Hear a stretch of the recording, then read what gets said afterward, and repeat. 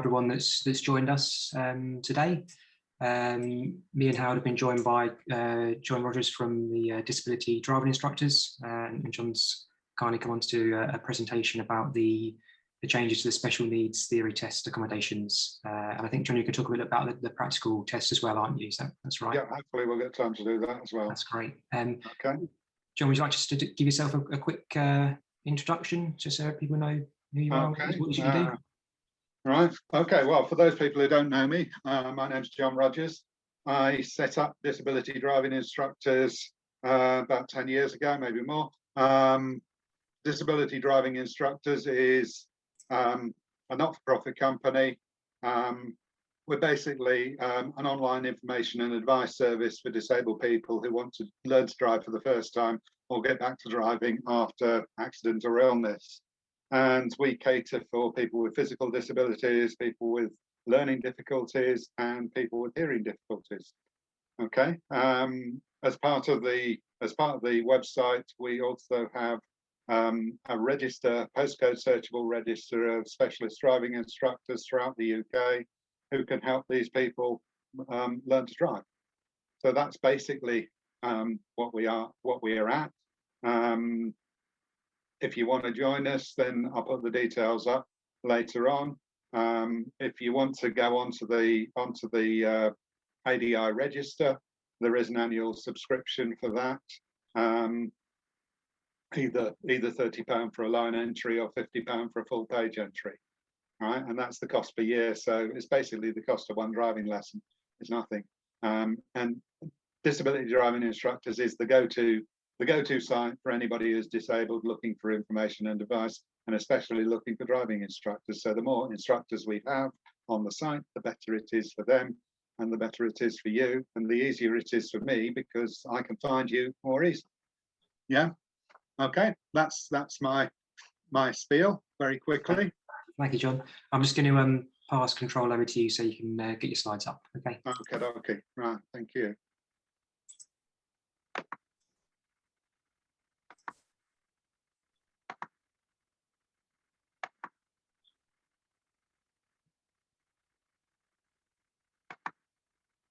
Okay. Can you see that? Not just yet.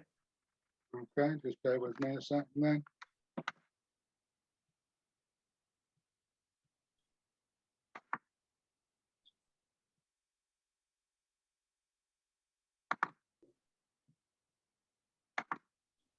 All right, is that better? No, we're only seeing you, John. We haven't got your screen. We haven't shared your screen yet. Okay. Just need to click start share at the bottom, I think. Yeah, bear with me.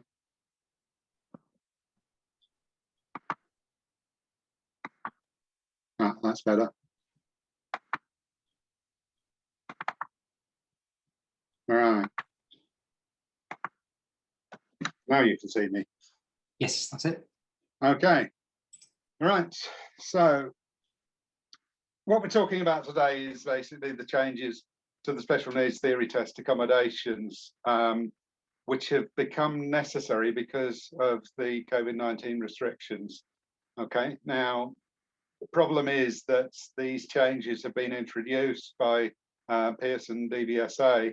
They've been introduced and there has been very little publicity of these changes. So it means that ADIs are not aware of the changes, and it means that some of the candidates taking the test are not aware of the changes. Right? Now, if the ADIs are not aware of the changes, they can't prepare their candidates effectively. Right? And sometimes we did have a situation last summer where candidates were turning up for the theory test unaware that there were any changes. And the first they were aware of it when they walked into the test centre and they were given a headset and told that the readers weren't available. Yeah. Okay. So if I can explain the changes that have been introduced, those changes themselves have changed, right? Because it was pointed out that some of the changes that have been introduced last summer were not working and were not fair on the candidates. So we had meetings with DVSA earlier on this year, and they have agreed to change some of the accommodations to make it easier for everybody. So Okay, 4 learning outcomes from today. We want to ensure that ADIs are aware of the standard accommodations that are available for candidates with reading and learning difficulties when taking the theory test. In other words, the accommodations that were available pre-COVID. And we want to ensure that the ADIs are aware of the changes to those accommodations that have been necessary because of the restrictions. And want to make sure that everybody's aware of the recently introduced updates. We're doing that so that we can encourage ADIs to prepare the candidates for the changes. And that's especially important if you've got candidates who took their test pre-COVID, yeah?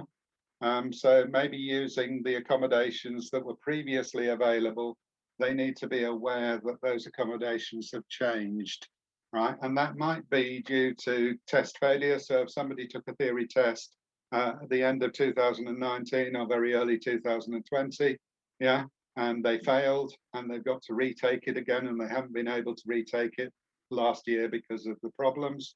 Or it could be because their certificate has expired because the certificate has only got a 2-year validity.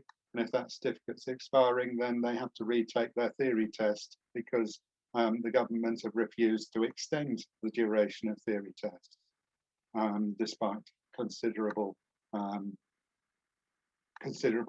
encouragement to do so.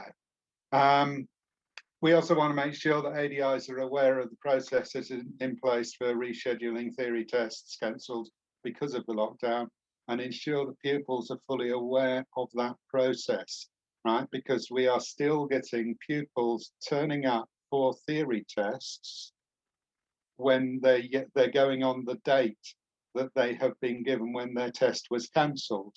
Right, and they've been sent an email by DVSA saying their test has been cancelled, right? But it's just got a holding date on that, and it isn't clear that that holding date is not the date of their new test. And they're turning up at test centres and say, "I've got this. I've come for my theory test," and they're being told, "No, that's not the date you're taking your test." So it's a problem. Okay, so what special needs help will be available for people taking the theory test as from when the theory test reopened on the 12th of April? These are the special needs accommodations that are available from the 12th of April. Computer voiceover. Now, with that, there is no change. Extra time, also no change. Separate room may not be available now. Now, a separate room might have been requested, but the side rooms that they were using are not always available, or they're frequently not available, but an alternative has been confirmed. Translator kit, I will explain what that is in just a moment, with the reader only. So that's just somebody reading the questions, not marking the answers. That's a new introduction. Translator kit for a reader recorder, that was a new introduction, or we were told it was a new introduction. Last year, when lockdown ended in July last year, they told us that the translator kit with a reader recorder was available. Okay, but they finally realized at the beginning of this year that the reader recorder translator kit is not available because they haven't got the facility to have to give the candidate a microphone so that they can talk to somebody in the back office. Face-to-face reader recorder, the availability of that has now been confirmed by DVSA. Oral language modification with a face-to-face reader, okay, that has again been confirmed. Home tests are still available, but they have to, they're demanding criteria for those. And for deaf candidates, the on-screen BSL interpreter is no change, and DVSA have confirmed that a BSL, face-to-face BSL interpreter is going to be available on request. So that is what is available now. For those of you who are not aware how it all works, I'll just run through the computer voiceover. This is available to all candidates. You don't have to have special needs. You don't have to have any proof of special needs. Candidates are asked to request a computer voiceover when booking a theory test. If it's not booked in advance, it should still be available if requested on the day.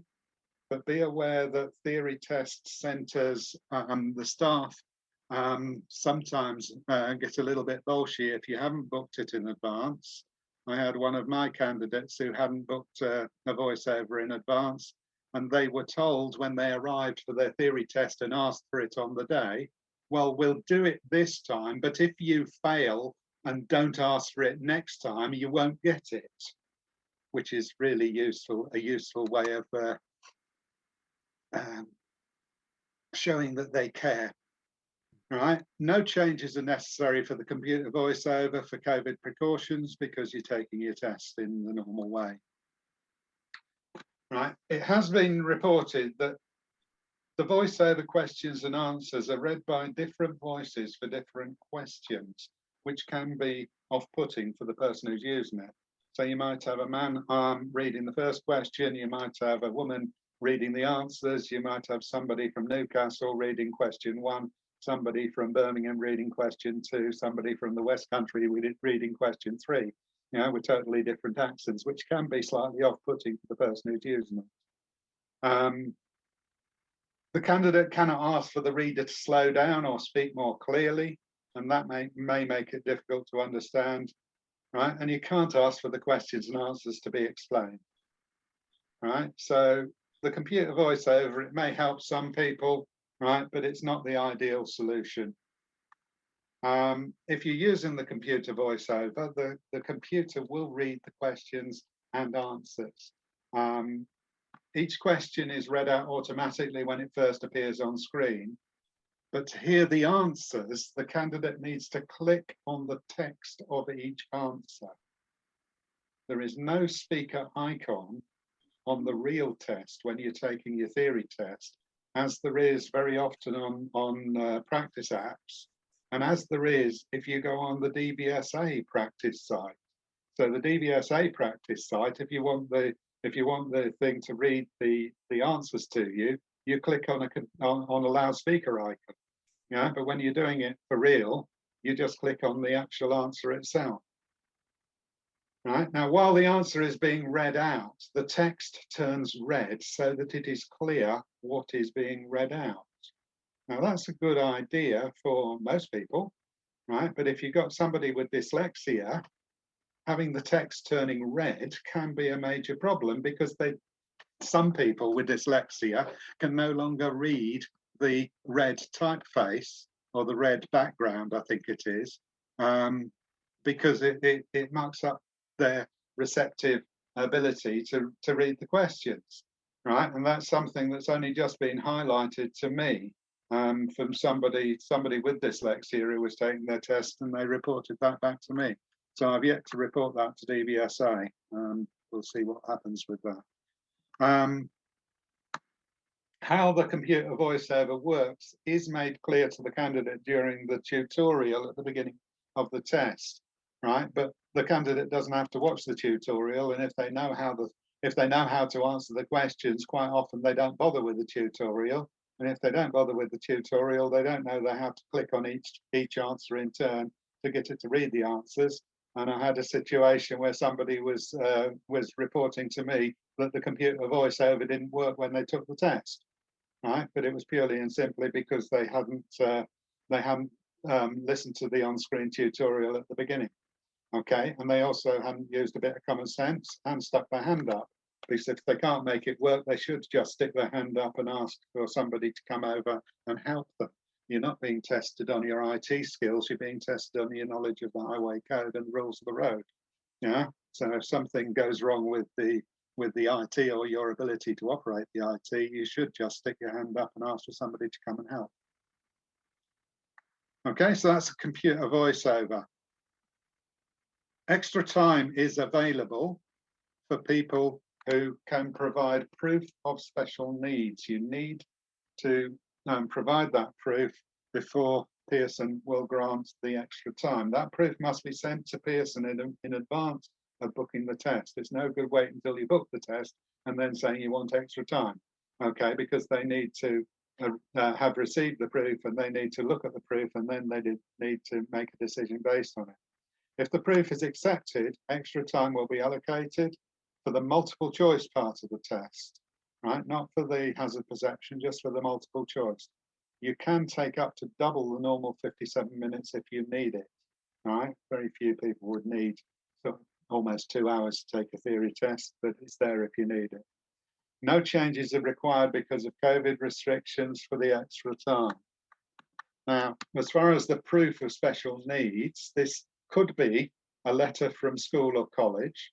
If you had a special needs provision when you were taking exams or tests at school, right? Say you had a reader and a scribe when you took your exams, then get in touch with school or college, get them to do a report. So, well, just a brief letter saying, outlining the special needs provision that you had when you were at school. Send that off to Pearson, and that should be sufficient for them. It could be a report from an occupational therapist, maybe if you've had a driving assessment at a driving mobility assessment centre. You could get a report from the British Dyslexia Association. Okay, now the British Dyslexia Association, they provide an online test to prove dyslexia, right? And if you haven't been diagnosed with dyslexia, you can go online to their website and take the online screening assessment, and they will produce a report, and that will be accepted. DVSA have stated that they would accept the report from that online screening assessment. One that happened fairly recently. We were struggling to get any proof that DVSA would accept, and they said, "Well, I've just had a PIP assessment, personal independence payment. Just had a PIP assessment. Would they accept that?" And I got hold of the PIP assessment, and that quite clearly stated that the person had difficulty with reading and needed help, and they had difficulty understanding and needed help. We sent that off to Pearson, and they accepted the PIP assessment. Okay, so there are lots of different sorts of proof. I always advise people to send off the proof as early as possible. So when they first start taking driving lessons, send the proof off to Pearson at that stage, right? They will then have plenty of time to get the proof, to assess whether it's going to be satisfactory, and then to say that they will provide the special needs. What they do, they would then give you a reference number. You don't have to apply for the test straight away, but once they've got the proof, you can then apply for the test whenever you're ready. Okay, so a separate room, quiet environment. This may be available on request if the candidate is able to demonstrate that they will be seriously distracted by other people in the same room. Proof of special needs is required as before. Now, as I said, unfortunately, most separate rooms are currently unavailable because of COVID, right? The separate rooms are usually fairly small, sort of cubicle-like rooms that they would have used previously. Now, because they're so small, they can't maintain social distancing with the candidate and the person who needs to be with them, right? And very often they haven't got any windows, so they can't maintain adequate ventilation. So in the majority of cases, the separate rooms are no longer available.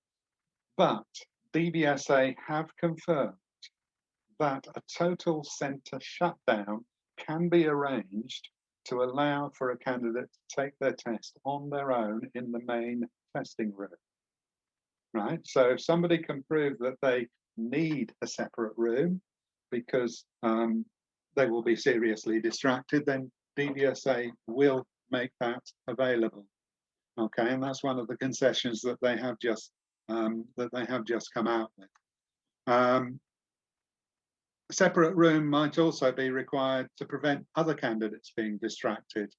Okay, so if, say, for example, if you had a face-to-face reader recorder and the candidate and the reader were talking to each other in the room, then that would be distracting the other candidates. So they would need to, they would need a total centre shutdown so that could take place. Same would apply if somebody was having a BSL interpreter. That would cause distraction to the other candidates. Okay, total centre shutdown. Does interrupt the provision of standard accommodation tests, because obviously nobody else can take the test at the same time. There was a limited opportunity to do this last summer, where they did provide some total centre shutdowns, right? But because there were so many, the majority of test slots had already been booked, it was very difficult for Pearson to arrange that, yeah? And what they were saying last summer was they were quoting a 3 to 4 month wait for a theory test on top of the standard wait, which meant that some people were having to wait maybe 6 months to get a theory test, yeah, which is out of order as far as I was concerned. I pointed out that that was discriminating against the disabled people. Right. So what DVSA have announced is that as from the 12th of April, all theory test centres will be opening on Saturdays, and the 3 o'clock slot on a Saturday will be reserved for special needs tests that require a total centre shut. Okay, so if somebody needs a total centre shutdown for any reason, they will almost certainly be allocated a 3 o'clock slot on a Saturday, unless the test centre has larger side rooms that they can socially distance and they can ventilate. Yeah, but the majority, they would need a total centre shutdown. DVSA have also announced that 10 additional temporary centres will be open from the 12th of April, right? And with all the extras that they have produced, they initially said 110,000 extra test slots available every month. I think they've increased that now. So, you know, they are doing a bit of work to help alleviate the problems caused by that, needing these separate rooms. Okay. Anybody coming out with any questions? Yeah, John, you've got a question here from Chris. Yep. It's about sending off the proof. So when you apply through apply for the test through gov.uk, how is this proof sent through? Does it go through gov.uk? Yeah, no, you have to email it. Email it direct to Pearson. I'll put the contact details for Pearson up on screen with the slide at the end. But you email the proof. You email the proof direct to Pearson. Right. Pearson then will look at the proof and decide whether or not the special needs provision is justified. If it's oral language modification request, then that proof would normally be transferred to DVSA to make the decision. Would that be after you've booked the test, John? So you book the test and then you send.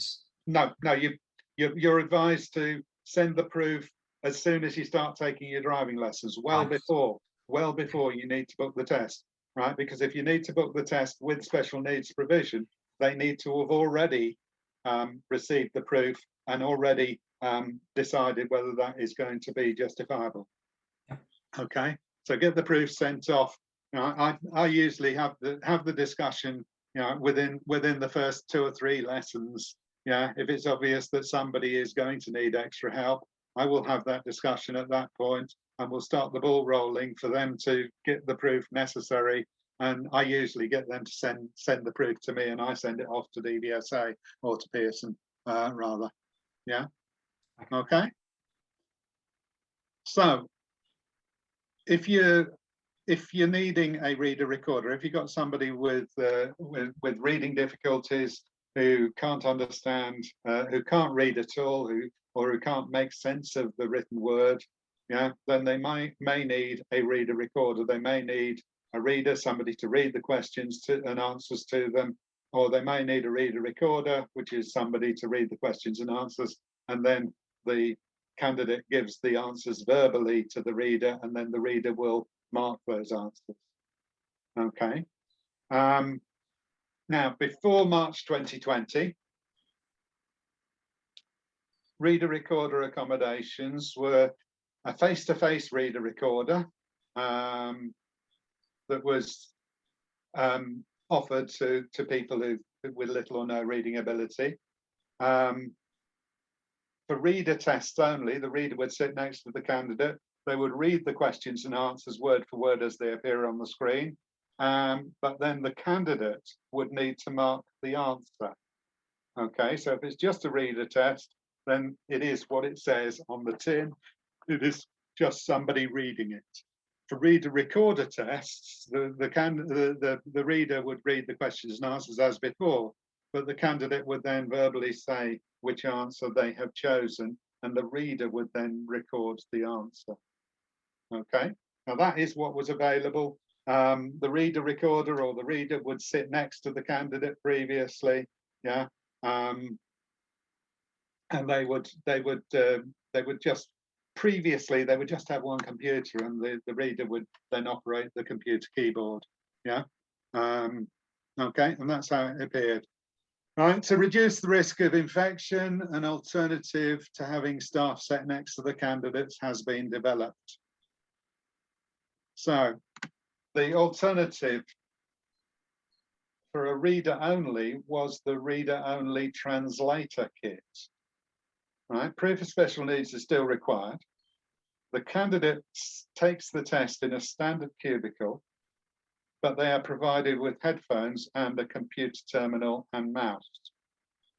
The reader is in a separate room with a twinned computer and communicates with the candidate via headphones. The reader can talk to the candidate, but the candidate cannot talk back to the reader. So it's just one-way conversation. Right, now the candidate needs to move the computer mouse to hover the pointer over the required question or answer, and the reader will then read the indicated question or answer. If the candidate wants a question or answer repeated, they need to move the mouse to move the pointer away from that question or answer, and then reposition it over the question. So it's fairly complicated. It is fairly complicated.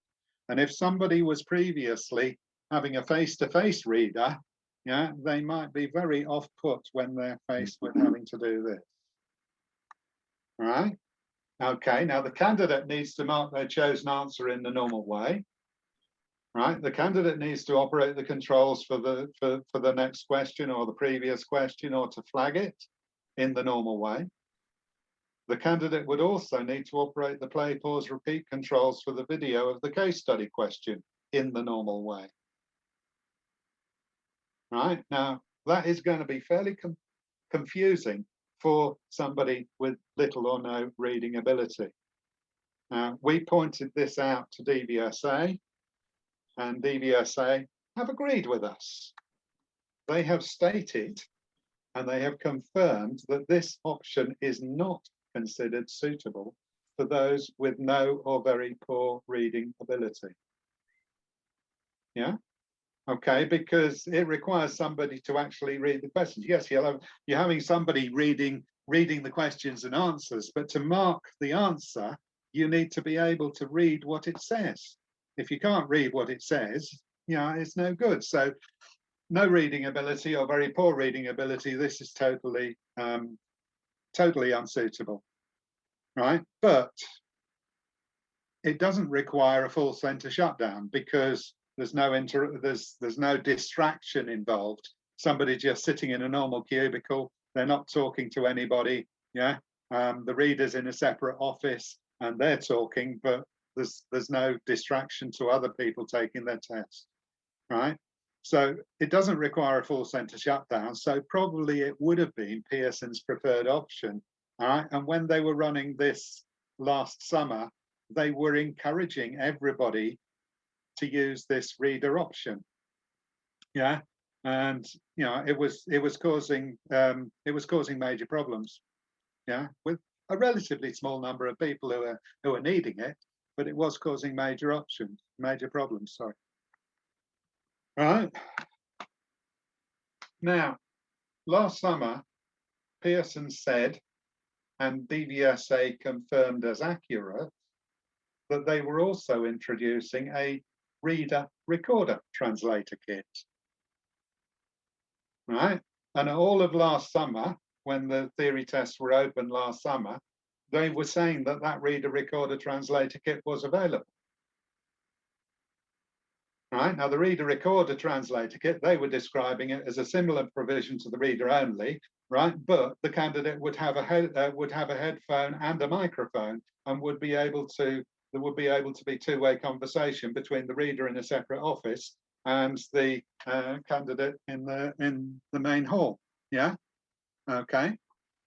Right. Now, despite being advised that that was available, yeah, they finally admitted in March this year that the translator kit had never actually been available with a microphone allowing for two-way communication.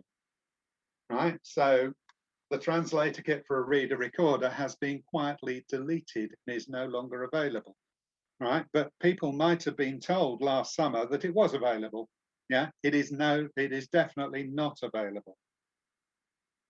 Okay. So they have had to revert to face-to-face reader recorders. Yeah. Okay. Now,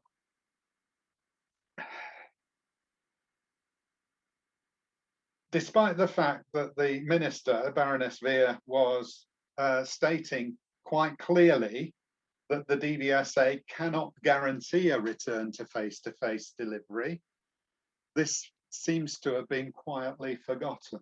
Yeah. Right. Now, I would suspect that Baroness Veer took Pearson's word that the reader recorder translator kit was available as an option, right? It's not. So they've had to return to that. Pearson have confirmed that face-to-face reader recorders will be offered to all candidates who've had proof of a need for a reader recorder accepted. Yeah, right. It will be more difficult to arrange because it requires a full centre shutdown. Okay. But DVSA have stated that the previously quoted additional 3 to 4 month wait on top of the standard wait for these tests is not acceptable, and it will not be quoted. In fact, in some cases, people who are needing special needs tests are able to get them more quickly than people who are needing standard accommodation tests. And that's applying for practical tests as well. Yeah. Okay. Is that the Saturday afternoon then, John? Yeah, because they've got to hold these slots open on a Saturday afternoon. Yeah. Okay. Okay. So if nobody else has booked a slot for this Saturday afternoon, and you ring up on the Monday, right, then that slot's going to be available. Yeah. Okay. And they're going to keep it available till midweek. If it hasn't been used midweek, then they will open it up for anybody else who wants a test. Right. Yeah? Okay. Okay. Right, but they've stated that they're going to keep those slots open until midweek before the Saturday 3:30 stop or 3 o'clock. Okay.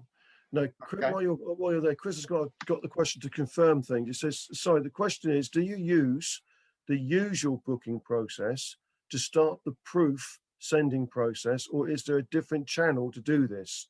Now, you said that it goes directly to Pearson View, but is it a separate email completely we need to know about, or does it go through the gov.uk and get? There's a separate email address for customer care at Pearson. Right. Okay. Yeah. Can we have that from you at some time? Yeah. It's on the slide at the end. Right. Brilliant. Okay. Thank you. But it is a separate email address, and you're advised to put special needs accommodation in the subject box, right. And then they can see that it's not just a general inquiry. They can see that it's special needs inquiry. Great. Yeah? Okay. Thank you. Okay. Right. Right. So these tests, face-to-face reader recorder tests, require a total centre shutdown. So it will be 3 o'clock on a Saturday afternoon. Okay. And if your candidate is an avid football fan, that might cause a problem, but he's got to make up his mind which he prefers. Okay. If a face-to-face reader recorder test is conducted, the reader will be separated from the candidate by a transparent screen, but they will be sitting side by side. The reader will have their own computer and mouse because they can no longer stretch across to the computer in front of the candidate. So they will have their own computer and mouse so that they can carry out the so that they can carry out candidates' instructions and record them on that computer. If that is the case, then the candidate will need to swap workstations with the reader to do the hazard perception test. Okay, now if they need to swap workstations, then the workstation that the reader is using will be wiped down, all touch surfaces will be wiped down before the candidate moves across. Okay, right. So for all reader only and reader recorder tests, the questions and answers are read word for word as they appear on the computer screen. The reader is not permitted to rephrase the questions and answers or to explain what they mean. All right, now, a problem has been recently highlighted by a candidate who was taking their theory test and could not understand why the reader would not explain the meaning of the words being used.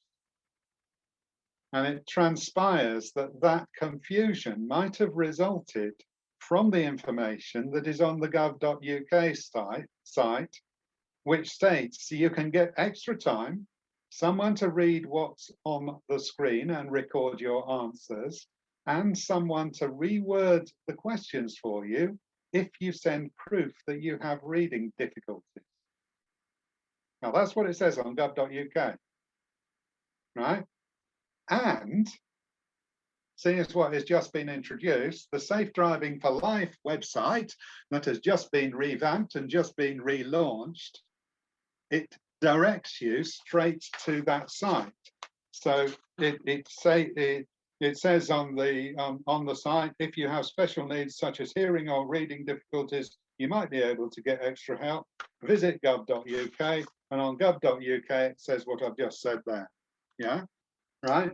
Now, yes, there is the possibility of having somebody rephrasing the questions. That is referred to as oral language modification, and that is totally separate from a reader recorder. Now, the gov.uk site is giving the impression that all you have to do is send in the proof of your reading difficulties and you're going to get somebody to reword the questions for you. That is not the case. Yeah. Now, that's been pointed out to DVSA about a fortnight ago, but nothing's yet been done. So, oral language modification then. With an OLM test, the reader is permitted to rephrase questions and answers to make the English language used easier to understand. But you need to provide additional proof of a significant difficulty with language comprehension. And that has to be provided and accepted for an oral language modification test to take place. Now, that additional proof of a significant difficulty with language comprehension would usually take the form of a statement of educational needs. That's what it would usually require. Yeah. Okay. It's not easy. It takes quite a long time, a lot of to-ing and fro-ing.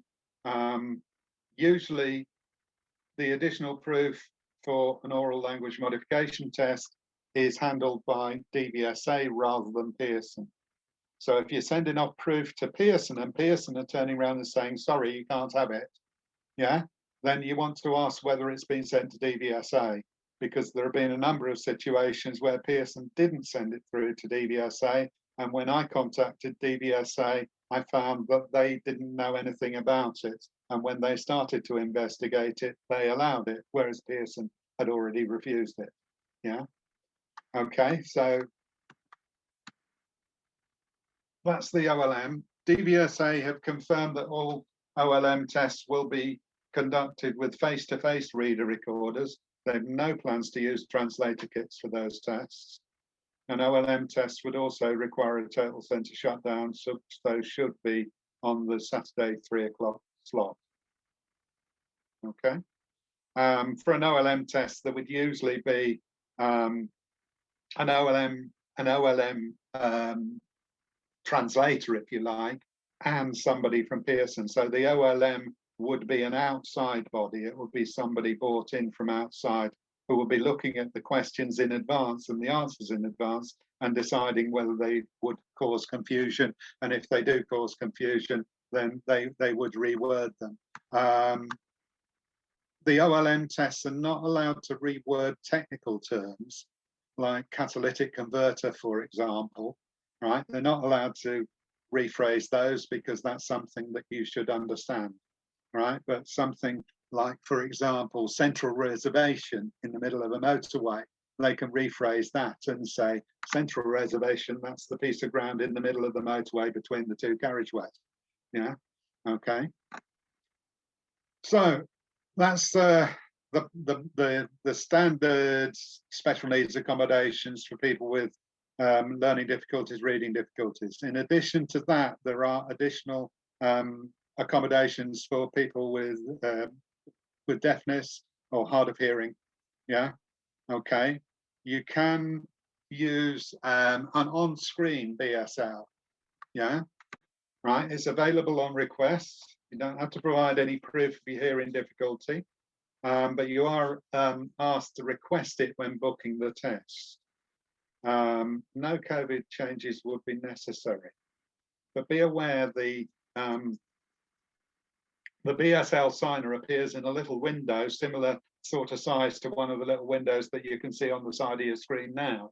Yeah, okay, so it's not ideal, right? Candidates have reported problems with the on-screen BSL, right? With the size of the window, which is very small, right? You again don't get the same person doing all of the signing for all of the questions, so you might get different people with each different question and answer that you're using, right? And in BSL there are regional variations. So you know the BSL that's used in Newcastle is going to be slightly different from the BSL in Birmingham, slightly different from the BSL in London and from South Wales or whatever. Yeah, okay. And if the signers that they're using are from different parts of the country, not only are they having to cope with different signers, but different regional variations in BSL. You can't ask the signer to explain what they mean, and you can't ask the signer to slow down with their sign language. All right, I had a deaf guy who was communicating with me just recently, and he was saying that the signer was way too fast and he couldn't understand a thing that he was saying. Yeah, but he couldn't do anything about it. Yeah. Our recommendation is to request a face-to-face BSL interpreter every time. If you need a BSL interpreter, you can have a BSL interpreter sat by the side of you. You're then having the same signer all the way through. Yeah, you can ask them to slow down, right? You can ask what they mean if they're using an unfamiliar hand gesture. Yeah, it's a big advantage. Yeah. Again, no proof is required for a face-to-face BSL interpreter, but you must contact Pearson well in advance of the booking to request it and leave time for them to arrange an interpreter. As before, you'll be given a reference number to use when you book the test. DVSA have confirmed that face-to-face BSL interpreters will continue to be available, but again, they will have a transparent screen separating the candidate from the interpreter. Both candidate and interpreter are permitted to remove face coverings to allow for lip reading and facial expressions to be understood. Okay, and again, the tests with the face-to-face BSL interpreter will require a turtle center shutdown and will probably therefore be scheduled for 3 o'clock on a Saturday afternoon. So that's the situation with deaf candidates. Right, now DVSA stated on the 12th of March that they will confirm the changes to special needs accommodations as soon as possible. We are still waiting. it is very disappointing that DVSA are blowing trumpets about the Safe Driving for Life blog, but they don't mention anything about the special needs accommodations for booking and taking a theory test in that on that website. There's zero mention apart from referring you to a gov.uk site, which is giving incorrect information out. So that is, I'm afraid I'm not very impressed with what DVSA have stated with that. DVSA have stated that changes will be notified to ADIs so that they can help their pupils prepare. Well, that's why I'm doing these webinars to make sure that ADIs are aware of the changes. Yeah, okay, so that they can help their pupils prepare, but we haven't had anything from DVSA yet. Changes will also be notified direct to candidates so that they are kept fully informed. Right, well, I'm hoping that that has improved, because previously the first that the candidates knew about it was when they booked their test. Yeah, there was no information being given out to candidates in advance. There was no information being given out to them, for example, when they sent their proof of special needs off. Yeah, the only proof, the only information that was being sent out to them was when they booked a test. Right. DVSA have stated that the information on gov.uk will be updated, but it hasn't yet been. And DVSA have said that they are producing a short video which will be shared on social media and with candidates booking special needs tests, but we haven't yet seen anything of that. Okay. So, do you need to notify when you're booking? Do you need to notify special needs when booking the theory test or in advance booking the theory test? Right, if you're only needing a computer voiceover, you don't need to make a special needs declaration, right? You should, though, request it when booking the test. No proof of special needs is required for a voiceover. For extra time reader and reader recorder, proof of special needs will need to be provided in advance of booking the test. And once this has been accepted, it will have to be requested when the test is booked. For OLM tests, additional proof of a significant difficulty with language comprehension will have to be provided. Proof is also required for separate rooms, and home tests are only available in exceptional circumstances. For deaf candidates, declaration is needed for face-to-face interpreter, right, but not for on-screen, but both need to be booked. Okay, so that's the declaration that you need to make. That's the notification you need to make to Pearson for those special needs tests. That next slide is the declaration that you will not be able to wear a face covering when taking your theory test.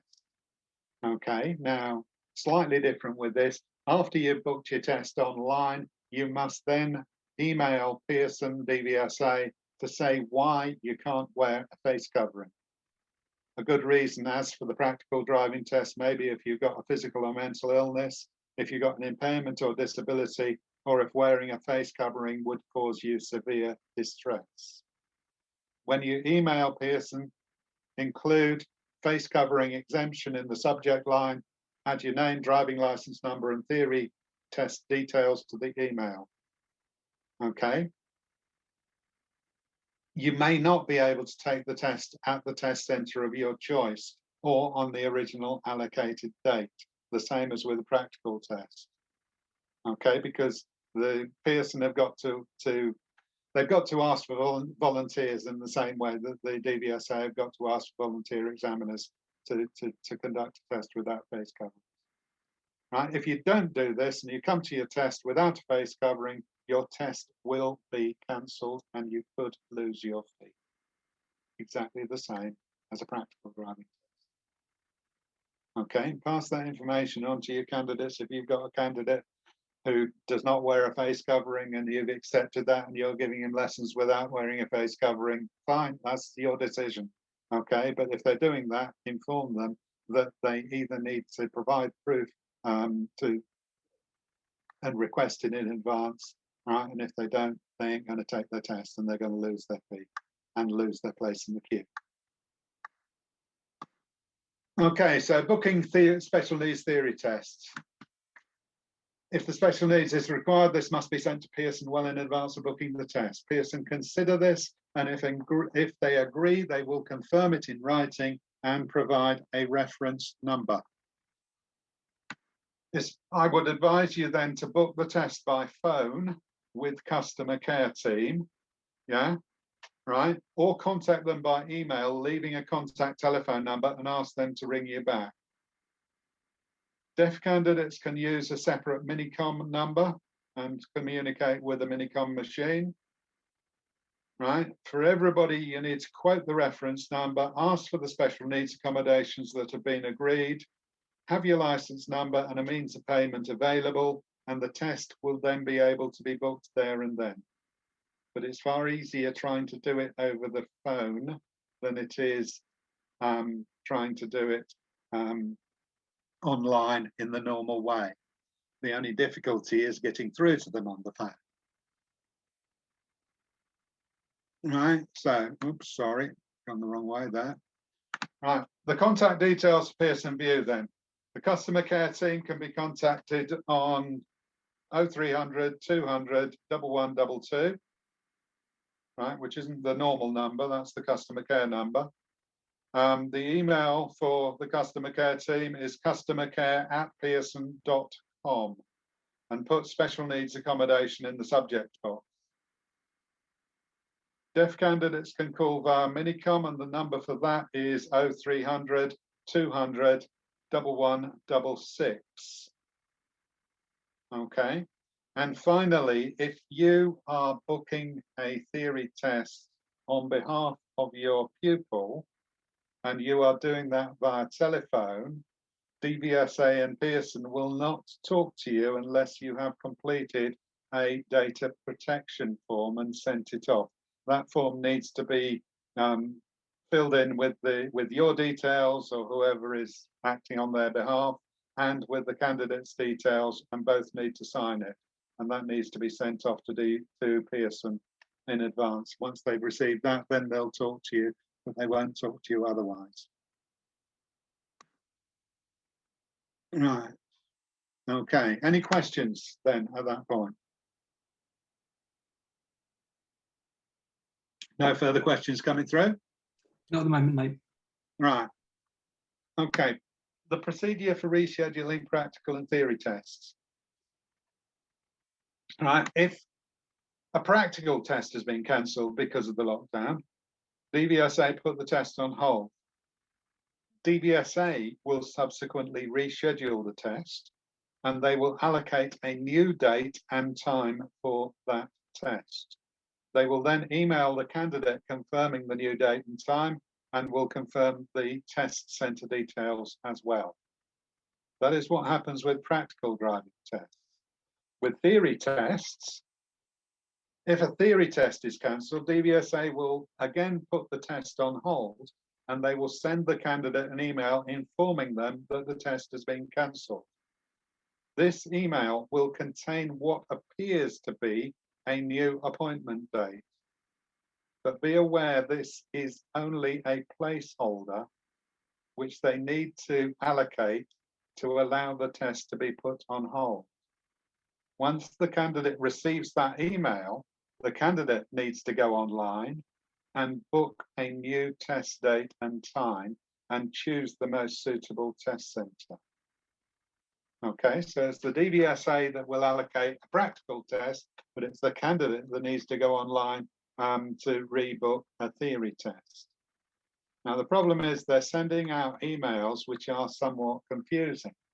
If they're getting an email which states that, yeah, with an appointment time and date, yeah, right, but under the location, it says no street address available, no city available, not applicable, yeah, that means that it is a placeholder. It is not a new test date. Okay, the candidate needs to log on and click on change test. to allocate a new test date and time, and to choose a test centre that is suitable. Right, now, as I said earlier, we are still getting candidates turning up at theory test centres with this email saying, I've come to take my theory test, because they think that they're taking the theory test at the same test centre that was originally booked, the one that was cancelled, yeah, but they've reallocated it for the 5th of April 2021 at 4:30 p.m, yeah, and they're turning up either to find that the test centre's closed, right, or when they go into the test centre, they're told that, no, you haven't got a test date, that's not a test date, that's just a holder time, a placeholder, yeah.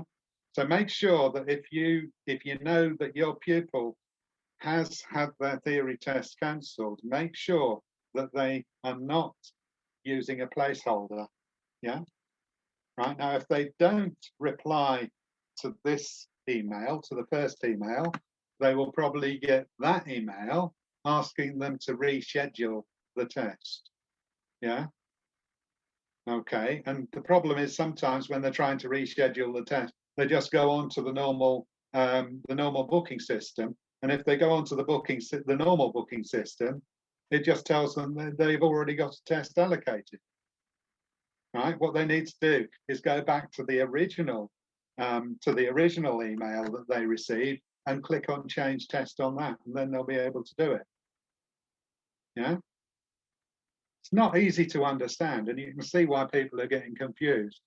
Right, I participate on a Facebook page for learner drivers for theory test, yeah, and the number of times that post comes up, I've got this email, yeah, I've been to the test centre and they won't let me take my test. Why not? Yeah, it's coming up regularly. So, any questions? You were saying about the data protection form, the form that you have to obtain for if you're going to help book the student stuff. Where do these forms come from? Where can they be obtained? From you. Because I'm going to send them to you, and then if anybody wants them, or they can send them from me. There doesn't seem to be, I haven't seen it sort of freely available on a DVSA site anywhere, but I've got a copy of one. I'll send them to you at DIA, right? And then if anybody wants one, they can contact you, or they can contact me, disability driving instructors, on those contact details they've got there. Okay, all right. And if anybody wants a full information sheet, I think you've got the full information sheets there, Tom. Yes, yeah, I can email them out to anybody. Right. Well, I'll make sure that the data protection form comes across with that as well. Okay. Yeah. Okay. Yep. Right. How are we doing time-wise, folks? Yeah, but we'll find it. It's completely up to you. Okay. Right. Well, I'll carry on. I'll do a brief one on the practical test. Apologies for that telephone that's rattling away in the background. You'll also hear a recorded message coming up in a moment. Yeah. Okay. So special needs help for people taking the practical test, right? There is a lot of help available out there. Okay. Help for people with physical disabilities. For candidates with mobility issues, they can remain in the car at the start of the test and always have been able to, right? So before the COVID situation, they didn't have to go into the waiting room. They can stay in the car if they've got mobility issues. And if they've got mobility issues, they're also permitted to read the number plate from within the car. Now that might require the car to be parked in a specific slot so that there's a number plate the correct distance away, or it might mean that at the beginning of the test, the examiner's got to get the pupil to drive a short distance so that they're the correct distance away from a number plate. Or on occasion, depending on the test centre, one of the test centres that I use, yeah, if I've got somebody who's remaining in the car, then the examiner comes out with a number plate, gives the number plate to me and tells me to walk 20 metres away and turn around. Yeah, okay. So there are ways of getting rid of those problems. Okay, so the candidate can stay in the car. And with regard to the tell me questions, if somebody's got mobility issues, then they wouldn't be asking them to do any underbonnet checks. They wouldn't be asking them to do any checks where they're walking around the outside of the car, for example. Right? So that's at the beginning of the test. If adaptations are needed because of physical disability, right, then these are permitted so long as they're safe to operate. So long as the candidate can operate the adaptation safely, then there's no problem. Right? If restricted movements prevent the use of mirrors or shoulder checks, then extra mirrors and or cameras can be used. So if somebody's got a restricted neck movement and they can't turn around to look over their shoulder to see into their blind spots, then fitting extra blind spot mirrors is permissible. If they can't turn around to look through the back window, then using extra mirrors is permitted for that. Yeah, and using extra cameras is also permissible.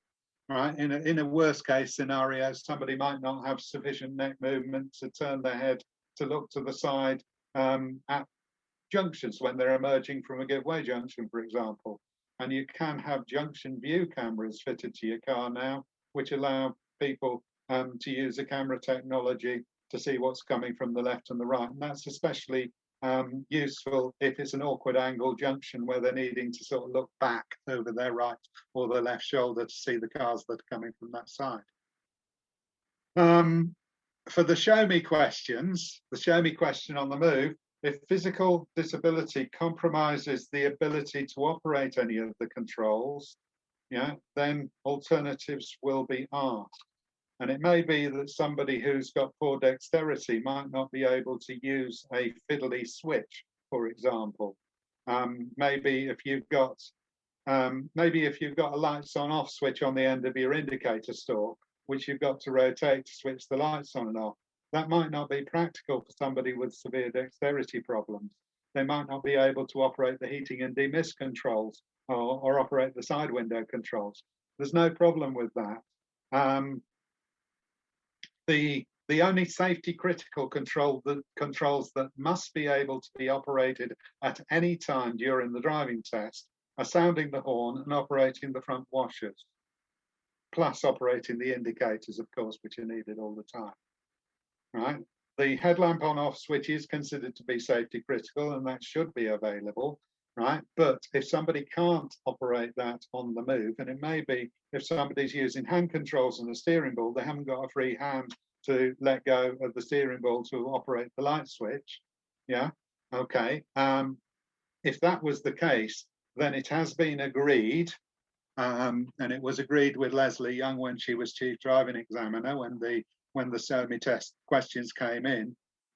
It was agreed that the headlights can be switched on at the beginning of the drive and switched off at the end of the drive. And if you're doing that, you don't need to switch the lights on or to demonstrate that you can switch the lights on during the drive. Okay, so a show me question would be asked, but it would be an alternative question that can, or an alternative control that can be operated safely. And that's the byword. Okay. Now, with these accommodations, there is an advice sheet that Tom's got that he can send out with the theory test advice sheet, which explains all the accommodations that are allowed.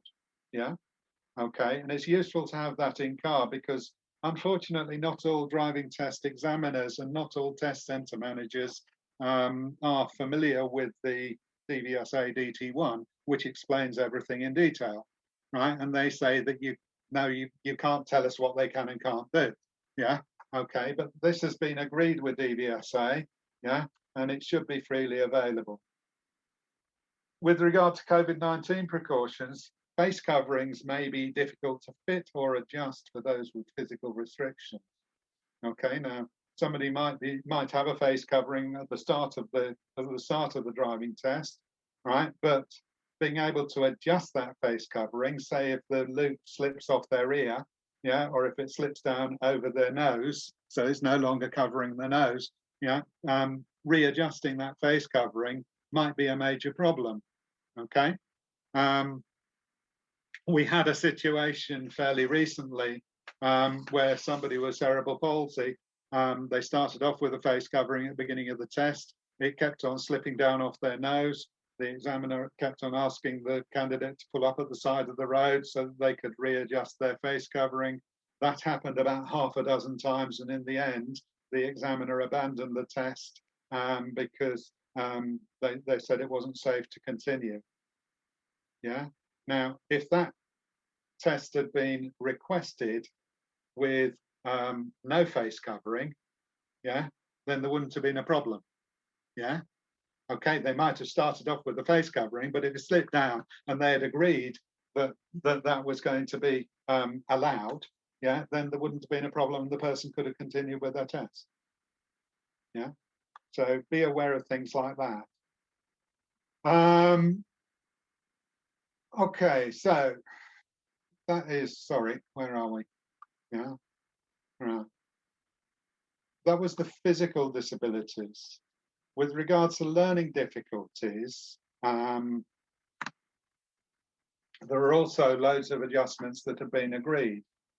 For example, with the eyesight test, right? If you've got a problem with your reading, yeah, with your you are allowed to write the number plate down on a piece of paper, or the examiner might use a number and letter board. So you might have a piece of paper with the numbers and the letters printed on it, and then the candidate just points to the number and points to the letter. That is perfectly acceptable. For somebody with dyslexia, sometimes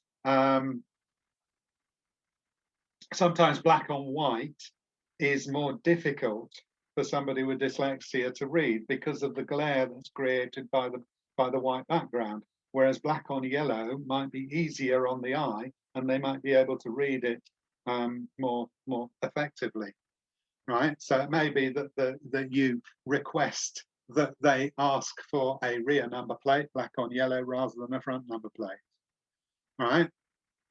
Candidates are allowed to read the numbers and letters in any order, so long as they have read the numbers and letters as they are on the plate, not in the order they're on, right? But the content of them, yeah. So they can read the numbers first, they can read the letters first, they can jump backwards and forwards. It's not a problem, yeah.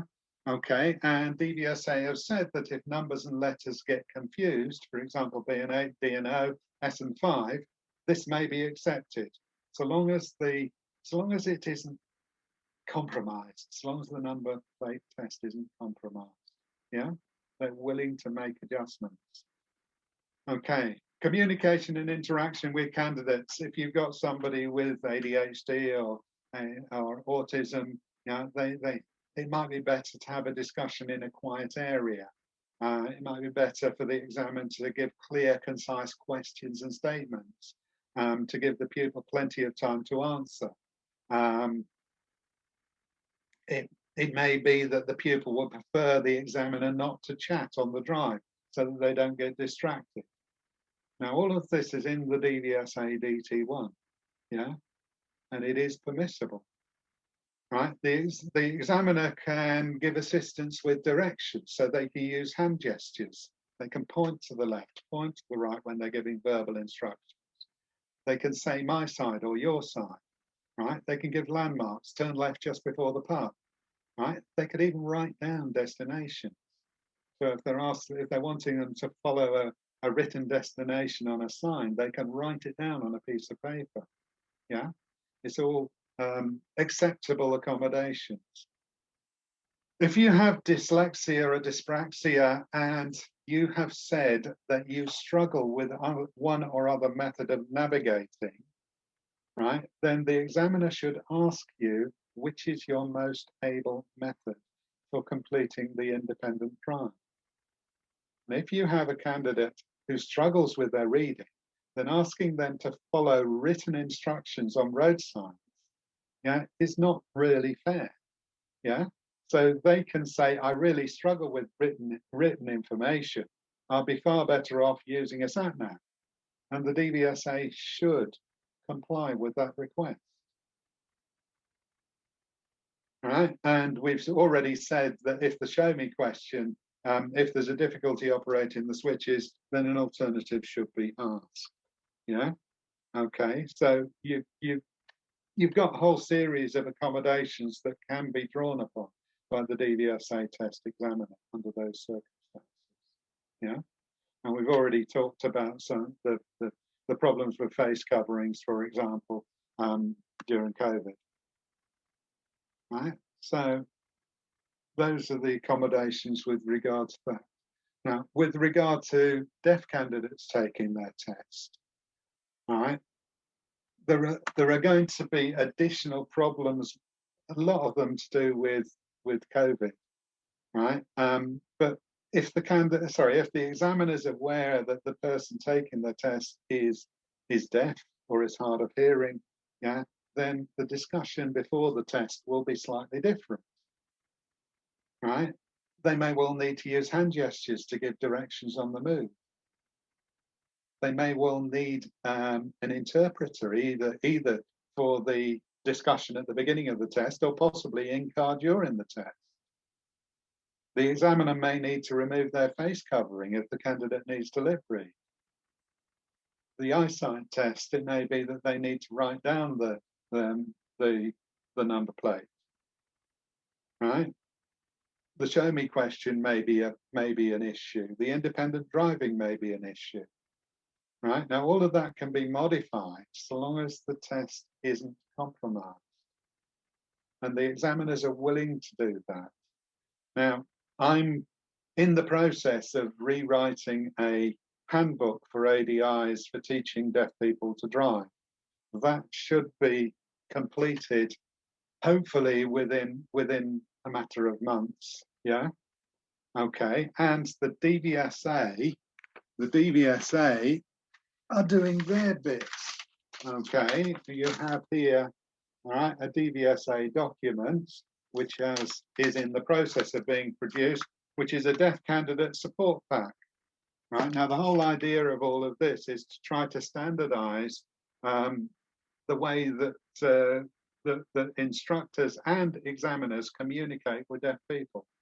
If we can standardize that so that the ADI teaching somebody to drive is using the same sort of communication that the examiner will be using when they take their test, then it's going to be far easier for the pupil taking their test. And it's going to also be far easier for the examiner and for the driving instructor. So hopefully we'll get that up and running before the autumn, and that will improve matters somewhat. Okay, so that's the special needs accommodations for deaf people, right? Notification. Do you need to declare your special needs when booking a practical driving test? All right. Okay, you do need to notify DVSA when booking the test if you're deaf or have severe hearing difficulties. They need to know if a BSL interpreter is required. They need to know if you have reading or learning difficulties and adjustments are necessary. They need to know if you have restrictions to movement, e.g. restricted neck movement. They need to know if you have a physical disability or missing limbs. Right? Now, you may find that somebody, for example, maybe somebody's had one of his legs amputated and he's wearing a prosthesis and he doesn't consider that he's disabled because he can walk perfectly well with his prosthetic. Yeah? Okay. If that person is taking their driving test, then the examiner needs to know about that. And it can cause a problem if the examiner doesn't know about it in advance. Okay, but if everybody is aware of the situation, it may be that when the test is being booked, you just say, right, I've had my right leg amputated, but I'm using the prosthetic to operate the standard accelerator and brakes. As long as you can do that safely, that's fine. But the examiner needs to know about it. If he doesn't know about it, it causes a problem for the test. The examiner's got to somehow find out the information that he needs to know, and it's probably going to cause him to be put off slightly. Right. They need to know if any driving adaptations or other aids are required during test. Right. So notification is important when you're booking the test. Right. Okay. right? But also, if notification is necessary, I always recommend, and the DVSA always recommends, John Sheridan keeps on shouting at me to say so, yeah, that the instructor should contact the test centre during the week before the test to make sure that any special needs notification that was made when the test was booked, make sure that that message has got through to the test centre, okay? Because the examiners get a little bit uppity if they're confronted with a special needs test and they haven't been told about it in advance. Now, a special needs test would, in a lot of cases, in the majority of cases, the booking centre would allocate a double slot. They would allocate 2 slots for that special needs test. Now, that gives the examiner more time to discuss anything about the special needs controls before the test and about the special needs requirements before the test. It would allow the examiner time to pause during the test. If somebody was suffering with fatigue, for example, they could take a break. Yeah, if somebody was extremely nervous, they could take a break. All right. But also importantly, if there's a special needs test, if there's a disability test, whether it's declared or undeclared, the examiner has to do additional paperwork, which has to go to DVLA. Right? Okay, now, if they've got a double slot, they're giving them the additional time to do the additional paperwork. Yeah? Right? So the examiner's happy. Yeah, because it probably won't take him a whole 40 minutes to do the additional paperwork, so he gets enough time for an extra tea break. Yeah, okay. But if they have to do the test, a special needs test, without being notified, yeah, then they don't get the extra time. That means that they've got to spend extra time at the end of the day when they should be going home, filling in the additional paperwork that they need. Yeah, so it's helpful to the examiner if you notify them in advance. It's helpful to the pupil because the examiner is not going to be off put. Yeah, right. It's helpful to everybody. Yeah.